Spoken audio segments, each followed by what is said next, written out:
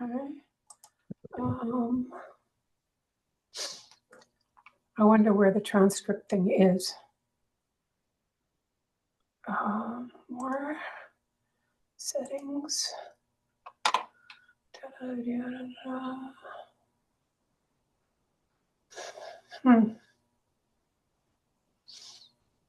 I have no idea. That would make two of us because No, I've never it's had to use it. also no, it's okay. It says this meeting is being recorded. It's also being transcribed for AI Companion, right at Oh, the upper left of the screen. there we go. Okay. Yeah. All right. Okay. Well, it's good to see you. It's been a Yes. couple of months. I think the last time we chatted was when I hosted or not hosted, but I was the panelist on one of the webinars you hosted. Yeah. So we've met 3 or 4 times already. Hmm. Um, what I did, I'm actually going to go through the co-op thing and do those certificate courses because I think that's going to come in really handy for me. Hmm. So I'm going to do that. I That's great. also went through and they had us, there was a huge, like almost like an application proposal thing to put together. Um, what the heck was it called? Here, let me take a look. Was this for funding? No, it was, what did it call it? It was like you guys provided the structure for it. And it's like a draft plan almost. Okay. So it's like 59 pages. Is that the workbook? Yeah, The co-op, yeah, yeah, how to start a yeah. co-op workbook. Yeah, that's a pretty solid tool. I often recommend to groups that just want to work through and like develop their idea. I use it many different ways. Sometimes when a group just has an idea, I'll send it off, or as a group works through, really developing their idea and how they want to develop the Well, what, structure and what they need. That's a great tool. yeah. So what I find is that um, coming up with the facts is one thing, but people are always hesitant coming up with the language. So I played with my favorite AI Gemini. And so we just went through and Gemini's like my best friend. We went through and we structured the whole thing. And then so now what I have is to take back to the group is, and I've sent it to them already. It's okay. Now we have to fill in the blanks, Mm, all the, and that's going to be the hard part and not really knowing probably I'm thinking like our next step would be to incorporate because if we're going to start to look at numbers and dollars and all of this, and we want to apply for grants and everything too. hmm. Yep, that would most granting agencies or any kind of funding whatsoever will look for that legal entity that Yeah, it can give the funding to, because the co-op will need a bank account first off right, to accept it. So yeah, right. if always one of the first things we recommend in this process is to start the co-op. Okay. Um, in this case, what that kind of looks like is something that, our team is more than willing to help and draft the governance structures, or in this case with Manitoba, it's the articles. They need to get drafted first, Okay. and then Like afterwards the the bylaws article can of be drafted. incorporation. Yeah, Okay. articles of incorporation. And then Okay. the bylaws can come afterwards because Manitoba, specifically the company's office, um, they typically want the articles, and then they have specific stuff when it comes to housing as well. Uh, Okay. but yeah, something that our team can help with for sure. Okay. Great. Because I think that's kind of because I think if we don't move forward, we're just going to continue going in circles. Hmm.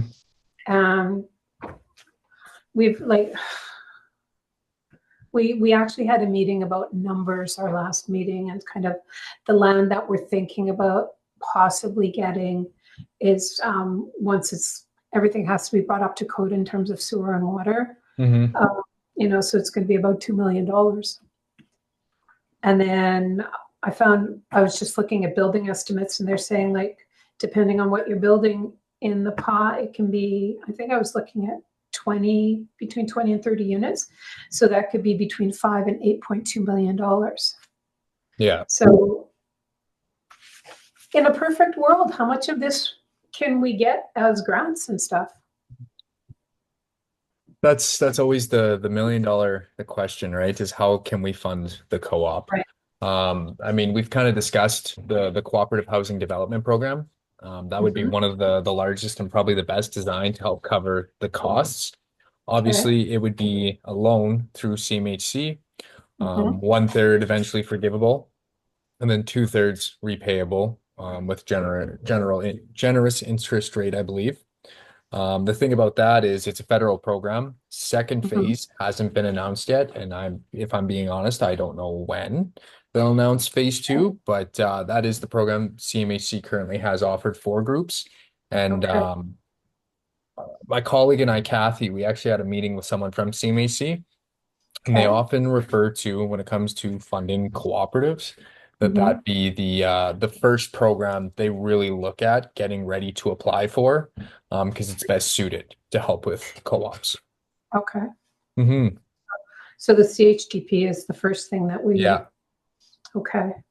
Mm-hmm. And with go on. Sorry, Sandra. No, it's just I thought somewhere it was floating around that all of this could be forgivable.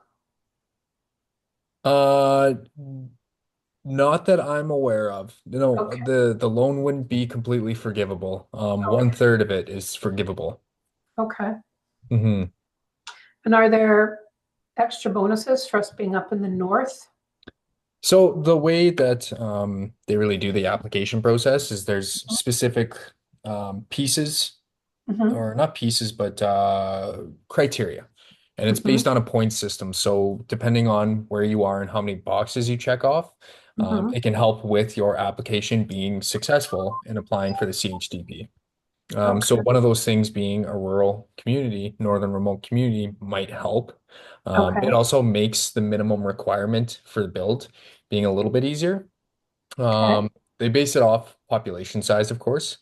Right. It's been quite some time since I last looked at CHDP's requirements, but if I Okay. do remember, what's the community that you're looking to build this or start the housing co-op in? So the land we're looking at, we've got a few different locations, but the one that we kind of like, it's actually out of town a little bit, and it's in the RM of Kelsey. Okay. But it would serve the tri-community. So it would serve the PA, it would serve OCN and the RM of Kelsey. Okay, so I found the project location definitions, is just what they go off of. So it looks like you'd be rural, remote, and north if you're under 10,000 people in that kind of area. Yeah. So it's on that case, you don't have a necessary minimum, but it really all depends on how many units you're looking to build when it comes to that kind of area. Okay. Mm-hmm. Because we're hoping, like, the dream is to develop this as almost as a community. So that's not going to be the only thing going into it. You know, we may want to see other things go into it in the future. But the anchor would be the seniors co-op. Okay. Yeah, no, and yeah, when it comes to that, that's housing is always one big thing. And so when you have a place for people to go or to stay, usually more things come with it. I think we've talked to a few groups in Saskatchewan that, with the housing that they're looking to build, it's going to provide employment opportunity for the local businesses to keep and bring their people as well. So there's definitely the economic impacts that help the surrounding area as there's more accessible and, I mean, not outrageous, but more affordable options.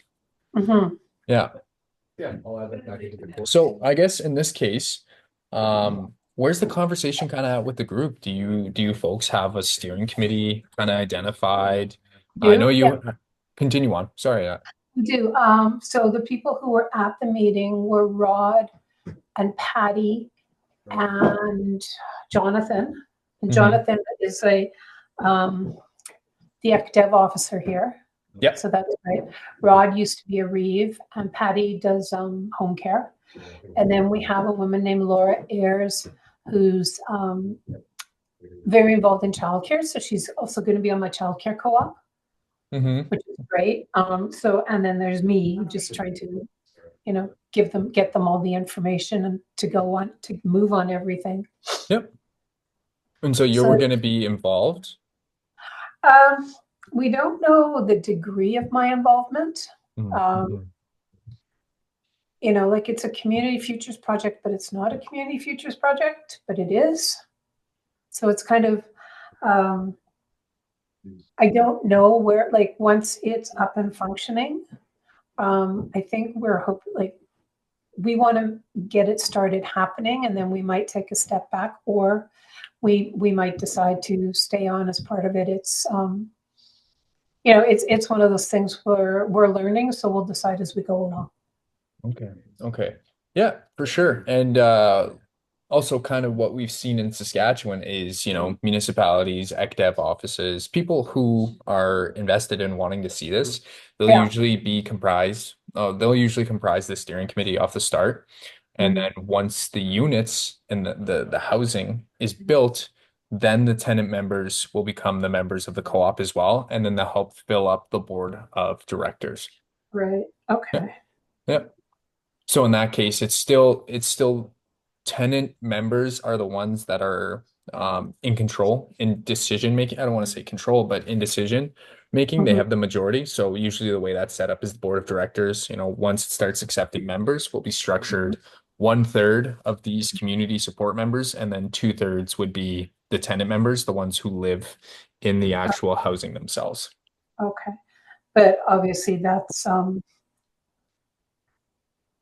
uh, after it's like the 2/3 would be after it's built, or it Yeah. could happen before if they're interested. I mean, it definitely can. You can get the tenant members involved. They just won't be living in the housing units until Okay. it's actually built. Okay. Hmm. Absolutely. Okay. So what's my next step?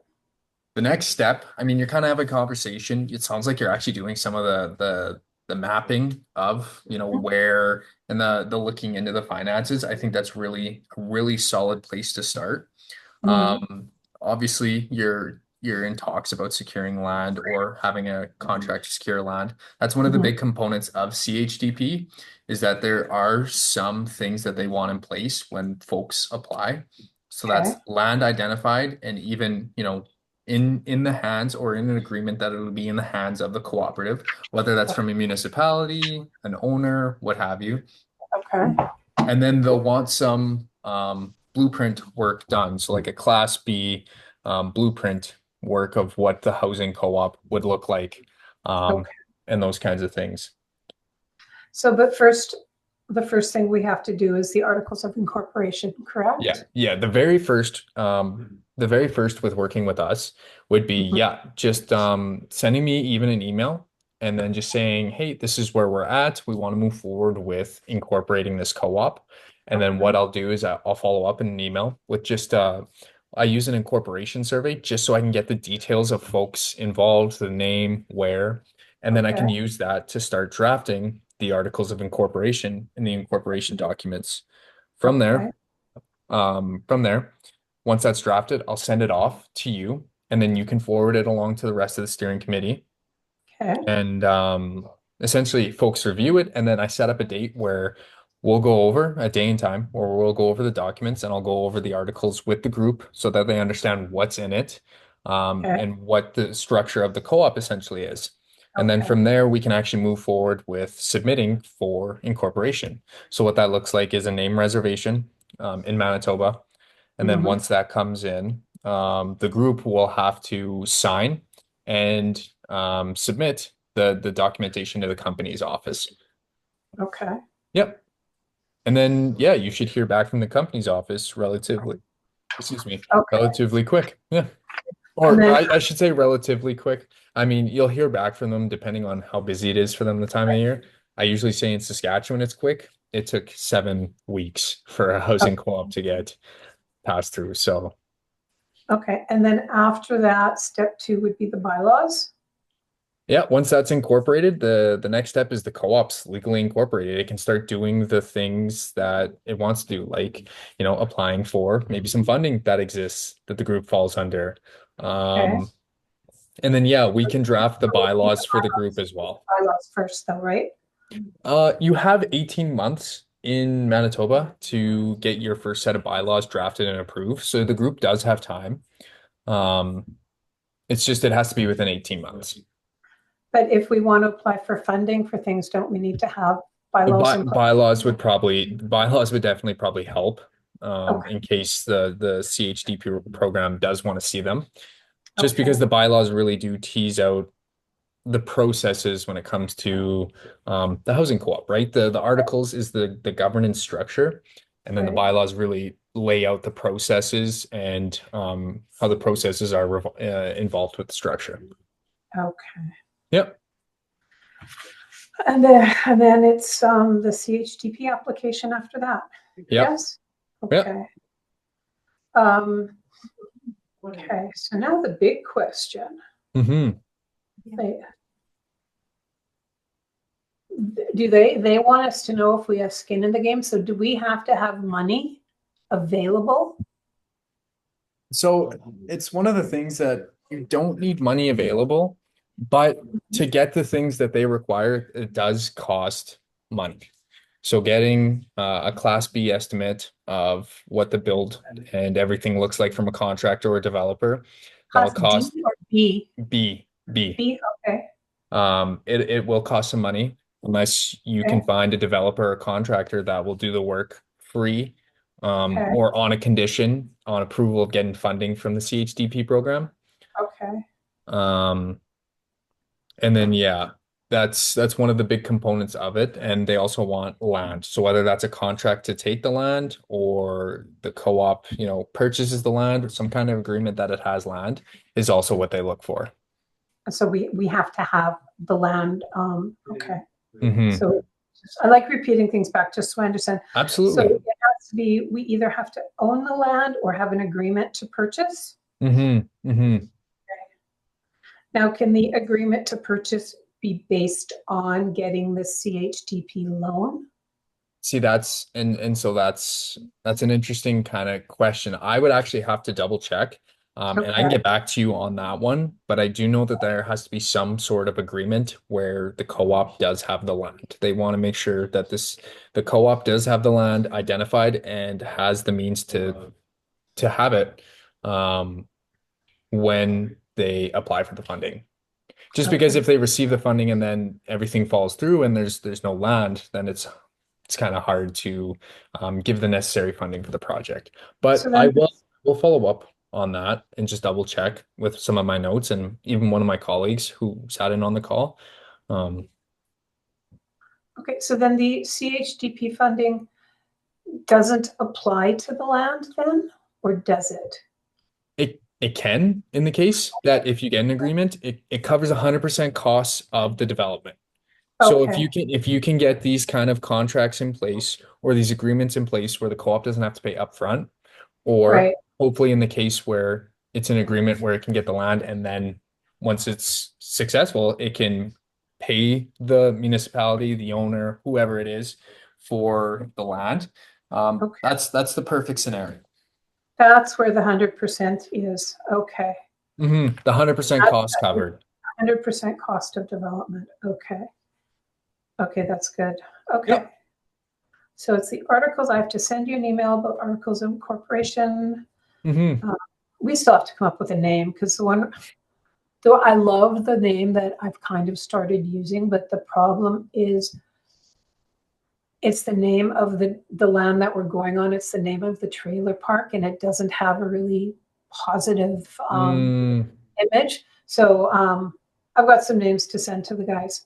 Okay, so we'll do that, and then step two would be bylaws. Then step three is working through the CHDP, and you guys are with us every step of the way on this, right? for a large part, we are really involved in the incorporation and the development of the governance when it comes to Right. CHDP and applying for that.